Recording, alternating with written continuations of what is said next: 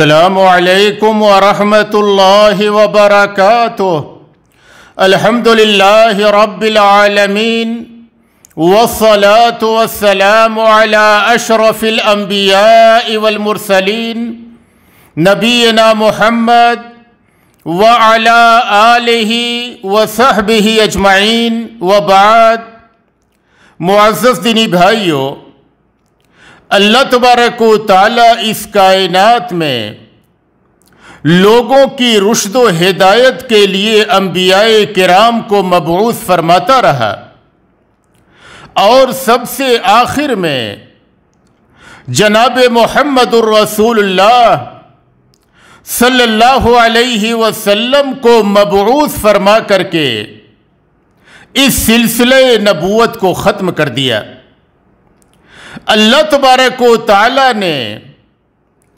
نبی آخر الزمان محمد الرسول اللہ صلی اللہ علیہ وسلم کو مبعوث فرما کر کے آپ کی شریعت کو تمام تر لوگوں کے لیے واجب الاتباع قرار دیا۔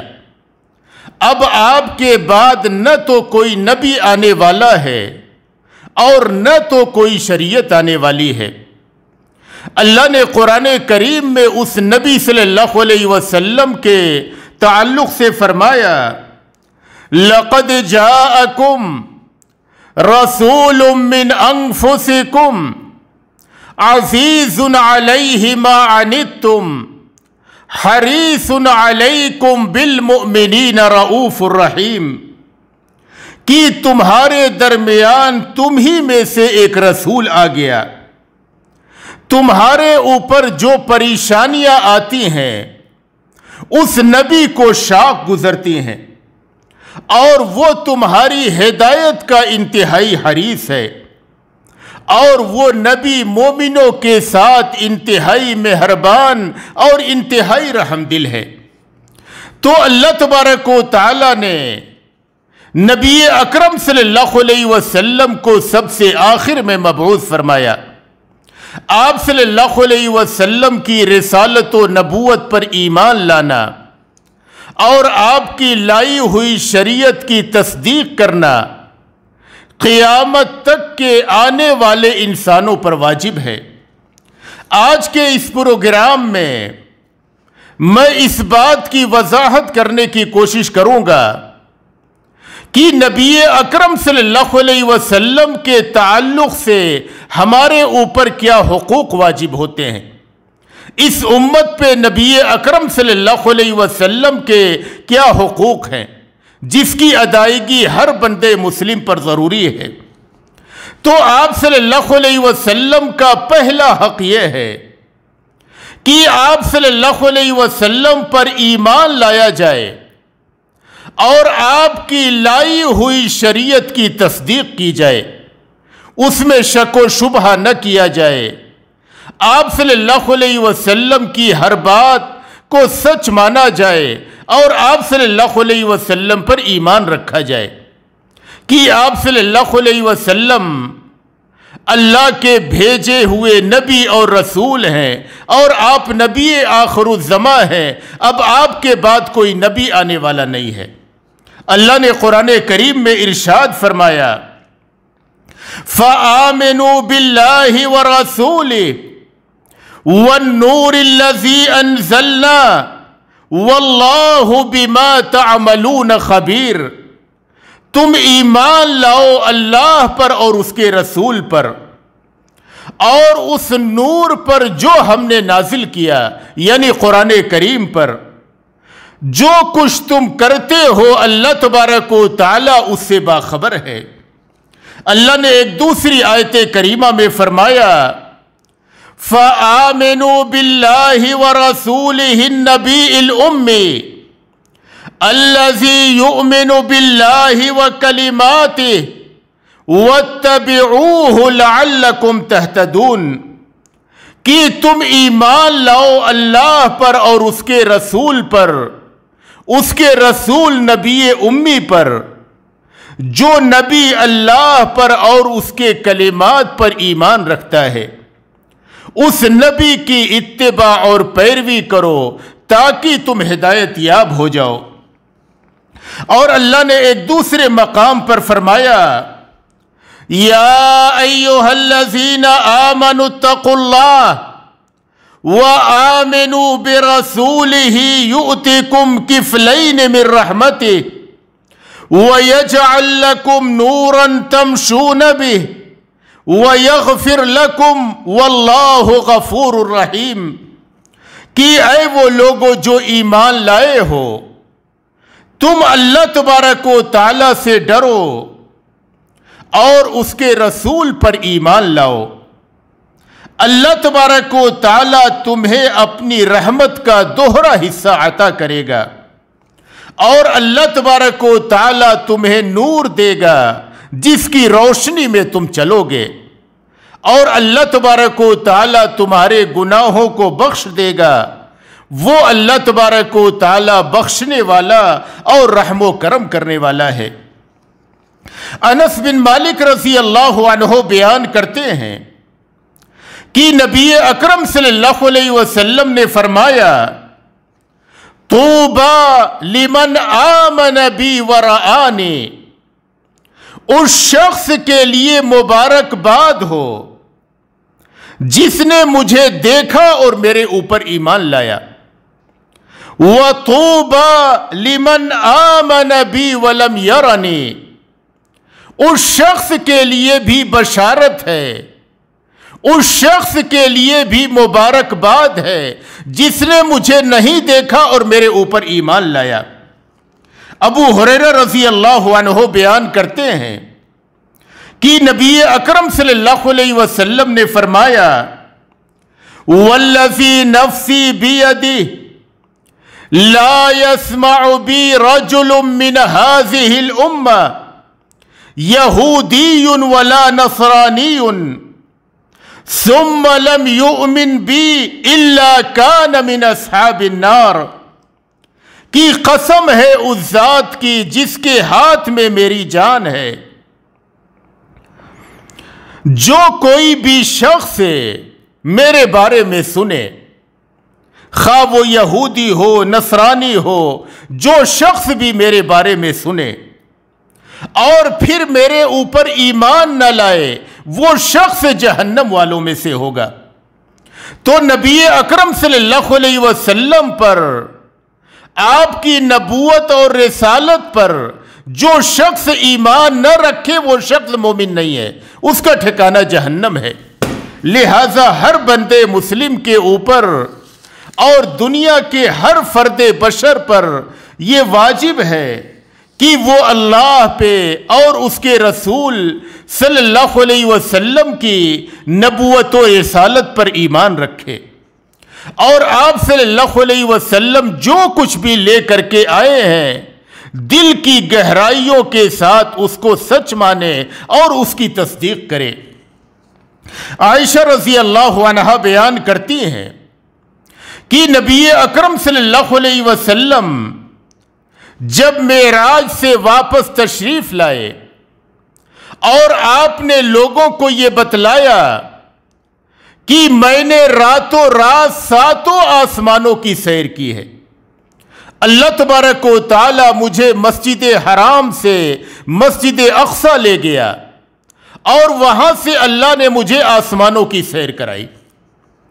کچھ لوگوں نے اسے استہزاء اور مذاق کے طور پر ٹالنے کی کوشش کی، کچھ لوگوں نے اس کا انکار کر دیا، کچھ لوگوں نے کہا کہ موقع غنیمت ہے، ہم ابو بکر کے پاس چلتے ہیں، ہمیں اچھا موقع ہے انہیں ان کے رفیق و حبیب محمد صلی اللہ علیہ وسلم کے راستے سے بھٹکانے کا۔ لوگ ابو بکر رضی اللہ عنہ کے پاس آئے اور آ کر کے کہا کہ تمہارا رفیق و حبیب ایک عجیب و غریب دعویٰ کرتا ہے، وہ کہتا ہے کہ میں نے راتوں رات 7 آسمانوں کی سیر کی ہے۔ ابو بکر صدیق رضی اللہ عنہ نے کہا رب کعبہ کی قسم، اگر یہ بات جناب محمد الرسول اللہ صلی اللہ علیہ وسلم نے کہی ہے تو یقیناً حق ہے، صداقت پر مبنی ہے، اور اگر آپ کے علاوہ دنیا کا کوئی بھی فرد بشر یہ دعویٰ کرتا ہے تو وہ سراسر باطل ہے اور غلط ہے۔ یہ صدیق اکبر رضی اللہ عنہ کا عقیدہ تھا، اسی بنا پہ انہیں صدیق کا لقب دیا گیا۔ خباب بن ارت رضی اللہ عنہ بیان کرتے ہیں کہ میں دور جاہلیت میں لوہار تھا اور عاص بن وائل کے پاس میرا کچھ پیسہ باقی تھا، میں اس سے مانگنے کے لیے آیا تو اس نے میرے اوپر یہ شرط لگا دی کہ یہ پیسہ میں تمہیں اس وقت تک نہ دوں گا جب تک کہ تم محمد صلی اللہ علیہ وسلم کا کفر نہیں کرو گے۔ خباب بن ارت رضی اللہ عنہ کہتے ہیں کہ میں نے عاص بن وائل سے کہا کہ اے عاص بن وائل،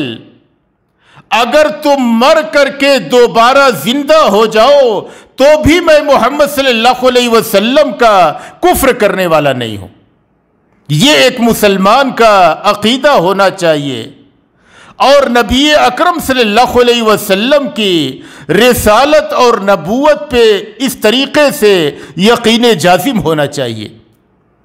تو امت پہ نبی اکرم صلی اللہ علیہ وسلم کا پہلا حق یہ ہے کہ آپ صلی اللہ علیہ وسلم پر ایمان رکھا جائے اور آپ کی لائی ہوئی باتوں کی اور آپ کی لائی ہوئی شریعت کی تصدیق کی جائے۔ دوسرا حق یہ ہے کہ آپ صلی اللہ علیہ وسلم کی اطاعت و فرما برداری کی جائے، آپ کے حکموں کے سامنے سر تسلیم خم کر دیا جائے، اور جو کچھ آپ حکم دے فوراً مان لیا جائے اور جس سے منع کر دے فوراً رک جایا جائے، جیسا کہ اللہ نے قرآن کریم میں فرمایا یا ایھا الذین آمنوا اطیعوا اللہ ورسولہ ولا تولوا عنہ وانتم تسمعون، کہ اے وہ لوگوں جو ایمان لائے ہو، تم اللہ اور اس کے رسول کی اطاعت کرو، اور اللہ اور اس کے رسول کی اطاعت سے تم منہ نہ پھیرو، اس حال میں کہ تم سن رہے ہو۔ جب اللہ اور اس کے رسول کا کوئی حکم آ جائے تو فوری طور پر تسلیم کر لیا جائے۔ اللہ نے ایک دوسری آیت کریمہ میں فرمایا یا ایھا الذین آمنوا اطیعوا اللہ واطیعوا الرسول ولا تبطلوا اعمالکم، کہ اے وہ لوگوں جو ایمان لائے ہو، تم اللہ اور اس کے رسول کی اطاعت کرو اور اپنے اعمال کو باطل نہ کرو۔ اللہ اور اس کے رسول کی اطاعت کو چھوڑ کر کے خود ساختہ اعمال کر کے تم اپنے اعمال کو اکارت اور برباد نہ کرو۔ ابو ہریرہ رضی اللہ عنہ بیان کرتے ہیں کہ نبی اکرم صلی اللہ علیہ وسلم نے فرمایا من اطاعنی فقد اطاع اللہ ومن عصانی فقد عصى اللہ، کہ جس شخص نے میری اطاعت کی اس نے اللہ کی اطاعت کی، اور جس نے میری نافرمانی کی اس نے اللہ کی نافرمانی کی۔ اللہ نے ایک آیت کریمہ میں فرمایا وَمَا آتَاكُمُ الرَّسُولُ فَخُذُوهُ وَمَا نَهَاكُمْ عَنْهُ فَانْتَهُوا، کہ اللہ اور اس کے رسول تمہیں جو کچھ دیں اسے لے لو، اور جس چیز سے روک دے اس سے باز آ جاؤ۔ ایک مسلمان کا طریقہ یہی ہونا چاہیے کہ نبی اکرم صلی اللہ علیہ وسلم جن باتوں کا حکم دے ان پر عمل کیا جائے، اور جن کاموں سے روک دے ان سے رک جایا جائے۔ ابو ہریرہ رضی اللہ عنہ بیان کرتے ہیں کہ نبی اکرم صلی اللہ علیہ وسلم نے فرمایا فَإِذَا نَهَيْتُكُمْ عَنْ شَيْءٍ فَاجْتَنِبُوهُ، کہ جب میں تمہیں کسی چیز سے روک دوں تو اس سے باز آ جاؤ. وَإِذَا أَمَرْتُكُمْ بِأَمْرٍ فَاتُوا مِنْهُ مَا اسْتَطَعْتُمْ، اور جب میں تمہیں کسی بات کا حکم دوں تو حسب استطاعت اس کے اوپر عمل کرو، جہاں تک ہو سکے اس کے اوپر عمل کرو. ابو رافع رضی اللہ عنہ بیان کرتے ہیں کہ نبی اکرم صلی اللہ علیہ وسلم نے فرمایا لا الفین احدکم متکئا علی اریکتہ یأتیہ الامر مما امرت به او نہیت عنہ فیقول لا ادری ما وجدنا فی کتاب اللہ اتبعنا. نبی اکرم صلی اللہ علیہ وسلم نے فرمایا کہ میں تم میں سے کسی شخص کو نہ پاؤں کہ وہ اپنے گاؤں تکیے پہ ٹیک لگائے ہوئے ہو اور اس کے پاس میرا کوئی حکم آئے جس کے کرنے کا میں نے حکم دیا ہے، یا کوئی ایسی چیز آئے جس کے کرنے سے میں نے منع کیا ہے، تو وہ یہ کہے کہ ہم نے جو اللہ کی کتاب میں پایا اس کی اتباع کر لیا. آپ صلی اللہ علیہ وسلم فرماتے ہیں الا وانی اوتیت القرآن ومثلہ معہ، خبردار مجھے قرآن کریم دیا گیا ہے اور اسی کے ساتھ اسی جیسی ایک دوسری چیز بھی دی گئی ہے جسے ہم سنت یا یہ کہ احادیث مبارکہ کہتے ہیں. تو جس طریقے سے ہمارے اوپر واجب ہے کہ قرآن کریم میں جو کچھ لکھا ہوا ہے اس کی اتباع اور پیروی کریں، اسی طریقے سے ہمارے اوپر واجب ہے کہ نبی اکرم صلی اللہ علیہ وسلم نے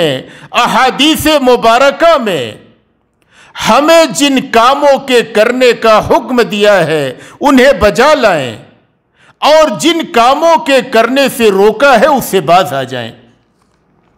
نبی اکرم صلی اللہ علیہ وسلم کی اطاعت و فرما برداری کرنے والا ہدایت سے سرفراز ہوتا ہے، جیسا کہ اللہ نے قرآن کریم میں فرمایا وَإِن تُطِيعُوهُ تَهْتَدُوا، کہ اگر تم اللہ اور اس کے رسول کی اطاعت کرو گے تو تم ہدایت یاب ہو جاؤ گے. اور جو شخص اللہ اور اس کے رسول کی نافرمانی کرے وہ گمراہی کا شکار ہو جاتا ہے، جیسا کہ اللہ نے قرآن کریم میں فرمایا وَمَن يَعْصِ اللَّهَ وَرَسُولَهُ فَقَدْ ضَلَّ ضَلَالًا مُبِينًا، کہ جو شخص اللہ اور اس کے رسول کی نافرمانی کرے وہ شخص کھلی گمراہی میں پڑ گیا. تو اللہ اور اس کے رسول کی اطاعت سے منہ موڑنا یہ گمراہی کا ذریعہ اور سبب ہے. اسی طریقے سے اللہ اور اس کے رسول کی اطاعت کرنے والے کو اللہ تبارک و تعالیٰ کی رحمت عطا ہوتی ہے، جیسا کہ اللہ نے قرآن کریم میں فرمایا وَأَطِيعُوا اللَّهَ وَالرَّسُولَ لَعَلَّكُمْ تُرْحَمُونَ، کہ تم اللہ اور اس کے رسول کی اطاعت کرو تاکہ تمہارے اوپر رحم کیا جائے. نبی اکرم صلی اللہ علیہ وسلم کی اتباع اور پیروی کرنا یہ دخول جنت کا ذریعہ اور سبب ہے. جو آدمی اللہ اور اس کے رسول پر ایمان رکھتے ہوئے اللہ اور اس کے رسول کی اطاعت و فرما برداری کرے وہ شخص جنت میں داخل ہوگا. ابو ہریرہ رضی اللہ عنہ بیان کرتے ہیں کہ نبی اکرم صلی اللہ علیہ وسلم نے فرمایا کل امتی یدخلون الجنت الا من ابا، کہ میری امت کا ہر شخص جنت میں داخل ہو جائے گا سوائے اس شخص کے جو جنت میں جانے سے انکار کرے. صحابہ کرام نے پوچھا کہ اے نبی صلی اللہ علیہ وسلم، کیا اس دنیا میں کوئی ایسا بد نصیب بھی ہے جو جنت میں جانے سے انکار کرے گا؟ تو آپ صلی اللہ علیہ وسلم نے فرمایا، من اطاعنی دخل الجنہ ومن عصانی فقد ابا، کہ جس شخص نے میری اطاعت و فرما برداری کی وہ شخص جنت میں داخل ہوا، اور جس نے میری نافرمانی کی اسی نے جنت میں جانے سے انکار کیا ہے۔ تو نبی اکرم صلی اللہ علیہ وسلم کی اطاعت و فرما برداری کرنے والا جنت کی عظیم نعمت سے سرفراز کیا جائے گا۔ جو شخص اللہ اور اس کے رسول کی اطاعت کرے اسے جنت میں نیک لوگوں کی رفاقت میسر آئے گی، جیسا کہ اللہ نے قرآن کریم میں فرمایا، وَمَن يُطِعِ اللَّهَ وَالرَّسُولَ فَأُولَئِكَ مَعَ الَّذِينَ أَنْعَمَ اللَّهُ عَلَيْهِمْ مِنَ النَّبِيِّينَ وَالصِّدِّيقِينَ وَالشُّهَدَاءِ وَالصَّالِحِينَ وَحَسُنَ أُولَئِكَ رَفِيقًا، کہ جو شخص اللہ اور اس کے رسول کی اطاعت کرے تو یہ لوگ جنت میں ان لوگوں کے ساتھ ہوں گے جن پر اللہ تبارک و تعالی نے اپنا انعام و اکرام کیا ہے، یعنی وہ جنت میں ہوں گے نبیوں کے ساتھ، سچے لوگوں کے ساتھ، شہداء کے ساتھ، نیکوکار لوگوں کے ساتھ، وَحَسُنَ أُولَئِكَ رَفِيقًا، اور یہ لوگ کتنے ہی اچھے ساتھی ہوں گے۔ تو نبی اکرم صلی اللہ علیہ وسلم کی اطاعت و فرما برداری کرنا امت پہ آپ صلی اللہ علیہ وسلم کا یہ حق ہے کہ امت کے لوگ آپ کی اطاعت و فرما برداری کریں۔ آپ صلی اللہ علیہ وسلم کے صحابہ کرام کس طریقے سے آپ کی اطاعت و فرما برداری کرتے تھے، میں اس کی صرف 2 مثالیں پیش کرتا ہوں۔ ویسے تو صحابہ کرام کی زندگیاں اطاعت و فرما برداری کی انمول مثالوں سے بھری پڑی ہیں۔ ان کی پوری زندگی عبارت ہے نبی اکرم صلی اللہ علیہ وسلم کی اطاعت و فرما برداری سے۔ لیکن میں یہاں پہ آپ کے سمجھنے کے لیے اور آپ کے دلوں میں اطاعت و فرما برداری کا جذبہ اجاگر کرنے کے لیے صرف 2 مثالیں پیش کرتا ہوں۔ انس بن مالک رضی اللہ عنہ بیان کرتے ہیں کہ نبی اکرم صلی اللہ علیہ وسلم کے پاس ایک شخص آئے اور وہ آ کر کے کہنے لگے کہ اے نبی صلی اللہ علیہ وسلم، لوگ گدھوں کے گوشت کھا رہے ہیں، ابھی تک گدھوں کے گوشت کی حرمت نازل نہیں ہوئی تھی۔ نبی اکرم صلی اللہ علیہ وسلم نے خاموشی اختیار کی، اس لیے کہ آپ پر وحی نازل نہیں ہوئی تھی، اس کی حرمت کا حکم آپ کو ابھی تک نہ دیا گیا تھا۔ دوبارہ آئے، آپ صلی اللہ علیہ وسلم نے خاموشی اختیار کی، پھر تیسری بار آئے، نبی اکرم صلی اللہ علیہ وسلم نے ایک صحابی رسول کو حکم دیا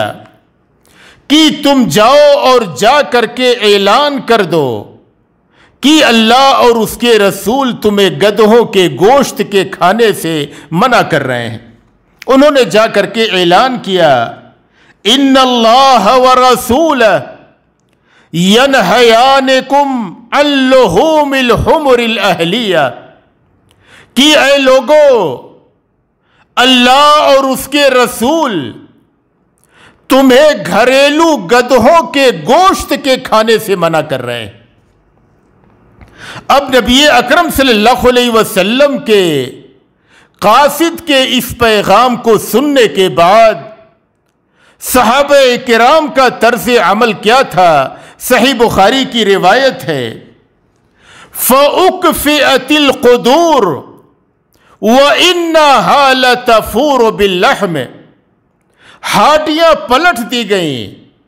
جبکہ وہ گدھوں کے گوشت سے جوش مار رہی تھی، گوشت پک رہے تھے۔ اگر اس زمانے کا مسلمان ہوتا تو کہتا کہ جو پک گیا ہے اس کو کھا لو، پھر نہیں کھائیں گے۔ کوئی کہتا کہ کل سے نہیں کھائیں گے، کوئی کہتا کہ اگلے جمعہ سے رک جائیں گے، طرح طرح کے حیلے بہانے۔ لیکن صحابہ کرام نبی اکرم صلی اللہ علیہ وسلم کا حکم سننے کے بعد فوری طور پر اپنی ہاڈیوں کو پلٹ دیتے ہیں۔ ایک دوسرا واقعہ ملاحظہ فرمائیں۔ انس بن مالک رضی اللہ عنہ بیان کرتے ہیں کہ میں ابو طلحہ رضی اللہ عنہ کے گھر پہ لوگوں کو اڈیل کر کے شراب پلا رہا تھا۔ ابھی شراب کی حرمت نازل نہیں ہوئی تھی، اس سے پہلے کا معاملہ ہے۔ لوگ بیٹھے ہوئے تھے، میں اڈیل کر کے شراب پلا رہا تھا۔ اتنے میں نبی اکرم صلی اللہ علیہ وسلم کی جانب سے ایک اعلان کرنے والے نے یہ اعلان کیا، الا ان الخمر قد حرمت، خبردار شراب آج سے حرام قرار دے دی گئی ہے، آج سے شراب حرام ہے۔ انس رضی اللہ عنہ کہتے ہیں کہ مجھ سے ابو طلحہ نے کہا اخرج فحرقھا، اے انس باہر نکلو اور یہ شراب گلی میں بہا دو، یہ شراب گلی میں بہا دو۔ انس رضی اللہ عنہ کہتے ہیں کہ اس دن اتنی شراب بہائی گئی کہ مدینہ کی گلیوں میں شراب بہہ رہی تھی، مدینہ کی گلیوں میں شراب بہہ رہی تھی۔ یعنی حکم اللہ اور اس کے رسول کا سننے کے بعد فوری طور پہ لوگوں نے شراب کو بہا دیا، جبکہ وہ اس کے عادی تھے، شراب پینے کے عادی تھے، لیکن اللہ اور اس کے رسول کے حکم کے آ جانے کے بعد انہوں نے شراب کو اپنے منہ سے نہیں لگایا، فوری طور پر گلیوں میں بہا دیا گیا۔ بعض صحابہ کرام کہنے لگے کہ ہمارے بعض ساتھیوں کا انتقال ہو گیا اور شراب ان کے پیٹ میں تھی، یعنی انہوں نے شراب پی تھی، ابھی تک حرمت نازل نہیں ہوئی تھی، انہوں نے شراب پی تھی، ان کا معاملہ کیا ہوگا؟ اللہ نے یہ آیت کریمہ نازل فرما دی، لیس علی الذین آمنوا وعملوا الصالحات جناح فیما طعموا، کہ وہ لوگ جو ایمان لائے اور نیک عمل کرتے رہے، انہوں نے پہلے جو کھایا تھا، یعنی حرمت سے پہلے جو چیز کھا یا پی لی تھی اس میں کوئی حرج نہیں ہے۔ کیا ہمارے اندر بھی یہ فکر ہے؟ ہم کتنی حرام چیزیں کھاتے ہیں اور یہ کہ کھائے ہوئے ہیں، لقمہ حرام کو روزانہ پیٹ میں داخل کر رہے ہیں، لیکن ہمارے اندر ان باتوں کی کوئی بھی فکر نہیں ہے۔ اللہ تبارک و تعالی نے فرمایا انما کان قول المؤمنین اذا دعوا الی اللہ ورسولہ لیحکم بینہم ان یقولوا سمعنا واطعنا واولئک هم المفلحون، کہ مومنوں کی بات یہ ہونی چاہیے جب انہیں اللہ اور اس کے رسول کی جانب بلایا جائے تاکہ اللہ اور اس کے رسول ان کے درمیان فیصلے کر دیں۔ مومن کی بات یہ ہونی چاہیے کہ ایک مومن کہے کہ ہم نے سن لیا اور مان لیا۔ جب اللہ اور اس کے رسول کا کوئی فرمان آ جائے تو ایک مومن کی بات یہی ہونی چاہیے کہ ہم نے سن لیا اور مان لیا۔ اللہ فرماتا ہے کہ یہی لوگ کامیاب ہونے والے ہیں جو اللہ اور اس کے رسول کی باتوں پہ سر تسلیم خم کرتے ہیں،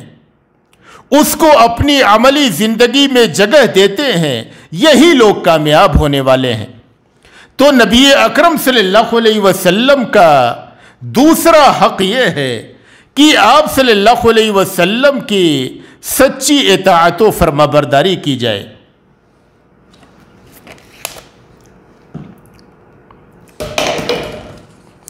نبی اکرم صلی اللہ علیہ وسلم کا تیسرا حق یہ ہے کہ آپ صلی اللہ علیہ وسلم سے سچی محبت رکھی جائے، دل کی گہرائیوں میں آپ کی محبت کو جگہ دی جائے۔ ابو ہریرہ رضی اللہ عنہ بیان کرتے ہیں کہ نبی اکرم صلی اللہ علیہ وسلم نے فرمایا، فَوَالَّذِي نَفْسِي بِيَدِهِ لَا يُؤْمِنُ أَحَدُكُمْ حَتَّى أَكُونَ أَحَبَّ إِلَيْهِ مِنْ وَالِدِهِ وَوَلَدِهِ وَالنَّاسِ أَجْمَعِينَ، کی قسم ہے اس ذات کی جس کے ہاتھ میں میری جان ہے، تم میں کا کوئی شخص مومن نہیں ہو سکتا یہاں تک کہ میں اس کے نزدیک، اس کے والد، اس کی اولاد اور کائنات کے تمام تر لوگوں سے زیادہ محبوب نہ ہو جاؤں۔ عبداللہ بن ہشام رضی اللہ عنہ بیان کرتے ہیں کہ ہم لوگ ایک روز نبی اکرم صلی اللہ علیہ وسلم کے ساتھ چل رہے تھے۔ آپ صلی اللہ علیہ وسلم عمر بن خطاب رضی اللہ عنہ کے ہاتھ کو پکڑے ہوئے تھے۔ اتنے میں حضرت عمر کہنے لگے کہ اے نبی صلی اللہ علیہ وسلم، آپ مجھے کائنات کی ہر شے سے زیادہ محبوب ہیں میری اپنی جان کے علاوہ۔ نبی اکرم صلی اللہ علیہ وسلم نے فرمایا کہ عمر تم مکمل مسلمان نہیں ہوئے، تم اس وقت تک مکمل مسلمان نہیں ہو سکتے یہاں تک کہ میں تمہارے نزدیک تمہاری اپنی جان سے بھی زیادہ محبوب نہ ہو جاؤں۔ تو حضرت عمر رضی اللہ عنہ نے کہا کہ اے نبی صلی اللہ علیہ وسلم، آپ مجھے کائنات کی ہر شے سے حتیٰ کہ میری اپنی جان سے بھی زیادہ محبوب ہیں۔ تو نبی اکرم صلی اللہ علیہ وسلم نے فرمایا، الآن یا عمر، اے عمر اب تم مکمل مسلمان ہوئے، اے عمر اب تم مکمل مسلمان ہوئے۔ جو شخص نبی اکرم صلی اللہ علیہ وسلم سے گہری محبت رکھتا ہے اور آپ کی محبت کو اپنے سینے میں بساتا ہے، اسے ایمان کی لذت محسوس ہوتی ہے۔ انس بن مالک رضی اللہ عنہ بیان کرتے ہیں کہ نبی اکرم صلی اللہ علیہ وسلم نے فرمایا، ثلاث من کن فیہ وجد حلاوت الایمان، کہ جس شخص کے اندر تین باتیں ہوں گی اسے ایمان کی لذت محسوس ہوگی۔ پہلی چیز یہ، ان یکون اللہ ورسولہ احب الیہ مما سواہما، کہ اسے اللہ اور اس کے رسول کائنات کی ہر شے سے زیادہ محبوب ہوں۔ دوسری چیز، وَأَن يُحِبَّ الْمَرْءَ لَا يُحِبُّهُ إِلَّا لِلَّهِ، کہ بندے مسلم کسی شخص سے محبت کرے، اس کی محبت اللہ کے لیے ہو، دنیاوی مصلحتوں کے لیے نہیں، دنیاوی مفادات کے لیے نہیں، بلکہ اللہ کی خاطر اس کی محبت ہو۔ تیسری چیز، وَأَن يَكْرَهَ أَن يَعُودَ فِي الْكُفْرِ كَمَا يَكْرَهُ أَن يُقْذَفَ فِي النَّارِ، کہ وہ کفر کی جانب لوٹنے کو ایسے ہی ناپسند کرے جس طریقے سے آگ میں ڈالے جانے کو ناپسند کرتا ہے۔ جو شخص نبی اکرم صلی اللہ علیہ وسلم سے سچی محبت رکھے، اسے جنت میں آپ صلی اللہ علیہ وسلم کی رفاقت میسر ہوگی۔ انس بن مالک رضی اللہ عنہ بیان کرتے ہیں کہ ایک شخص نبی اکرم صلی اللہ علیہ وسلم کے پاس آئے اور انہوں نے پوچھا کہ اے نبی صلی اللہ علیہ وسلم، قیامت کب آئے گی؟ آپ صلی اللہ علیہ وسلم نے فرمایا، تم قیامت کے بارے میں تو پوچھ رہے ہو، لیکن تم نے قیامت کے لیے تیاری کیا کی ہے؟ انہوں نے کہا کہ میری کوئی خاص تیاری تو نہیں ہے، لیکن اتنا ضرور ہے کہ میں اللہ اور اس کے رسول سے محبت رکھتا ہوں، تو آپ صلی اللہ علیہ وسلم نے فرمایا انت مع من احببت، تم قیامت کے دن اسی کے ساتھ ہوگے جس سے تم محبت رکھتے ہو۔ اگر بندے مسلم کی محبت نبی اکرم صلی اللہ علیہ وسلم کے ساتھ سچی ہے تو اسے قیامت کے دن نبی اکرم صلی اللہ علیہ وسلم کی رفاقت میسر ہوگی۔ انس رضی اللہ عنہ کہتے ہیں کہ مجھے آپ صلی اللہ علیہ وسلم کے اس فرمان سے غایت درجہ خوشی ہوئی۔ میں نبی اکرم صلی اللہ علیہ وسلم سے ابو بکر و عمر سے محبت رکھتا ہوں، میں امید کرتا ہوں کہ میں قیامت کے دن ان کے ساتھ ہوں گا، ان سے محبت رکھنے کی وجہ سے، گرچہ میرا عمل ان کے جیسا نہیں ہے۔ نبی اکرم صلی اللہ علیہ وسلم کے صحابہ کس طریقے سے آپ صلی اللہ علیہ وسلم سے محبت رکھتے تھے؟ عمرو بن عاص رضی اللہ عنہ جو اپنی زندگی کے آخری لمحات میں تھے، آخری سانسیں لے رہے تھے زندگی کی، اس وقت وہ کہنے لگے وَمَا كَانَ أَحَدٌ أَحَبَّ إِلَيَّ مِن رَسُولِ اللَّهِ، کہ میرے نزدیک رسول اکرم صلی اللہ علیہ وسلم سے زیادہ محبوب کوئی شخص نہیں تھا، اور میری نگاہوں میں آپ سے زیادہ باوقار اور باعزت اور محترم کوئی شخص نہیں تھا۔ میں نے آپ کو آنکھیں بھر کر کے کبھی نہ دیکھا۔ آپ کے اجلال اور آپ کی تعظیم میں اگر کوئی شخص مجھ سے یہ کہے کہ نبی اکرم صلی اللہ علیہ وسلم کا چہرہ کیسا تھا بیان کرو، تو میں بیان نہیں کر سکتا، اس لیے کہ